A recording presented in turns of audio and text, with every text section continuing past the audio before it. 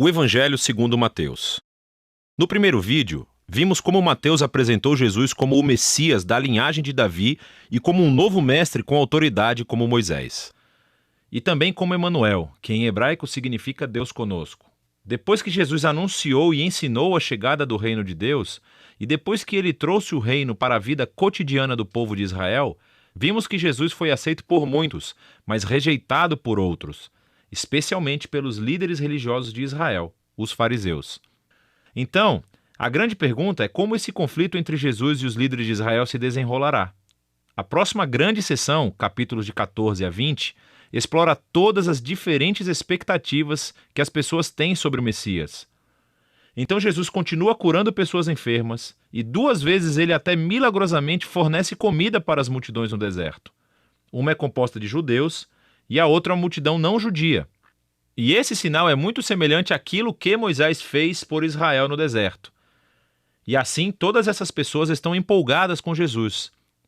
Eles acham que ele é o grande profeta e o Messias, mas não os líderes religiosos. A visão que eles têm do Messias é baseada nas passagens que encontramos em Salmos 2 ou Daniel capítulo 2, sobre um Messias vitorioso que libertará Israel e derrotará os opressores pagãos.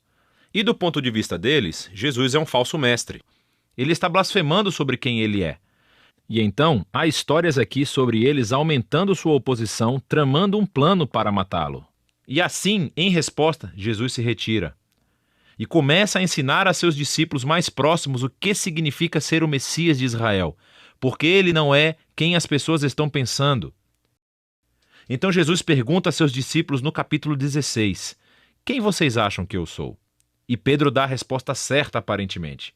Ele diz, bem, você é o Messias, o Filho do Deus vivo.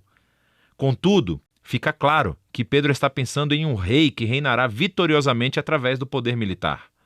E Jesus desafia Pedro dizendo, sim, eu me tornarei rei, mas de uma maneira diferente. E assim Jesus começa a ensinar sobre os temas do profeta Isaías, que disse que o rei messiânico sofreria e morreria pelos pecados do seu próprio povo. E assim Jesus estava se posicionando como um rei messiânico, que reina se tornando um servo e que daria a sua vida por Israel e pelas nações. Bom, Pedro e os discípulos praticamente não entendem.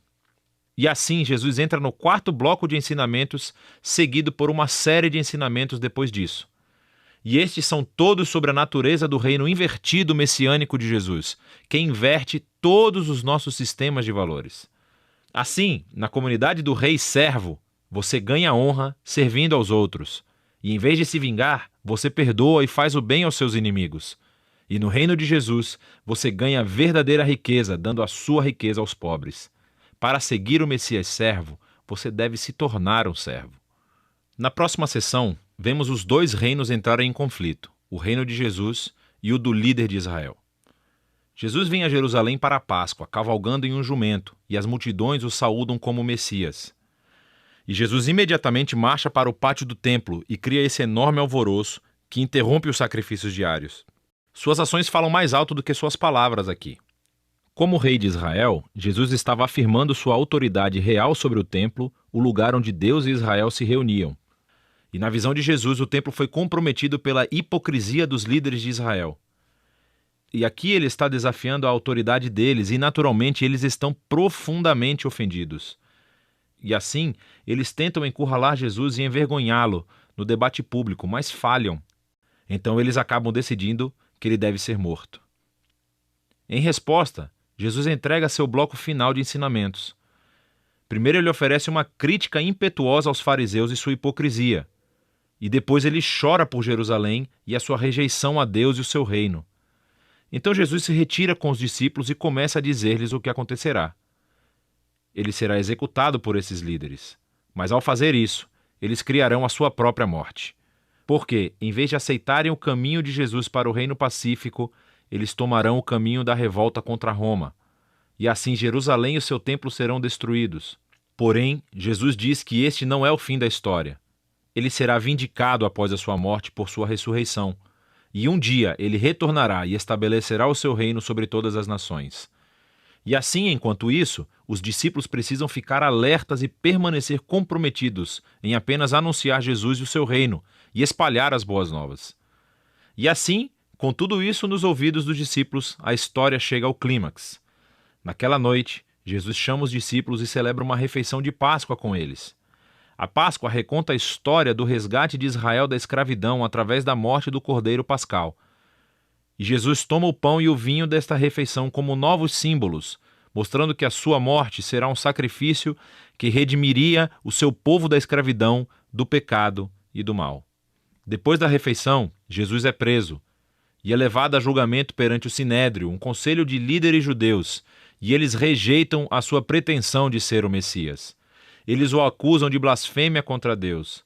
Então Jesus é levado perante o governador romano, Pilatos, e ele acha que Jesus é inocente, mas cede à pressão dos líderes judeus e sentencia Jesus à morte por crucificação. Então Jesus é levado pelos soldados romanos e crucificado. Você notará aqui nessa seção que, assim como Mateus fez nos capítulos iniciais, ele aumenta o número de referências ao Antigo Testamento. Ele está tentando mostrar que a morte de Jesus não foi uma tragédia ou um fracasso, mas sim o surpreendente cumprimento de todas as antigas promessas proféticas. Jesus veio como o Messias servo mencionado por Isaías. Ele foi rejeitado pelo seu próprio povo, mas em vez de julgá-los, ele foi julgado em seu lugar, suportando as consequências dos seus pecados. Então, a cena da crucificação chega ao fim e o corpo de Jesus é colocado em um túmulo. Mas o livro termina com uma reviravolta surpreendente, o último capítulo. Os discípulos descobrem no domingo de manhã que o túmulo de Jesus está vazio. E então, de repente, as pessoas começam a ver Jesus vivo dentre os mortos.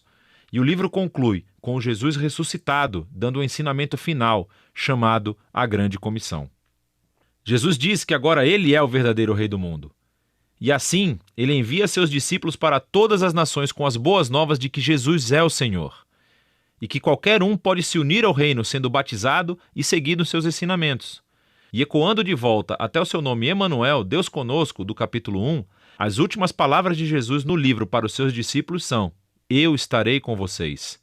É uma promessa da presença de Jesus até o dia em que ele finalmente retornará. E este é o Evangelho segundo Mateus.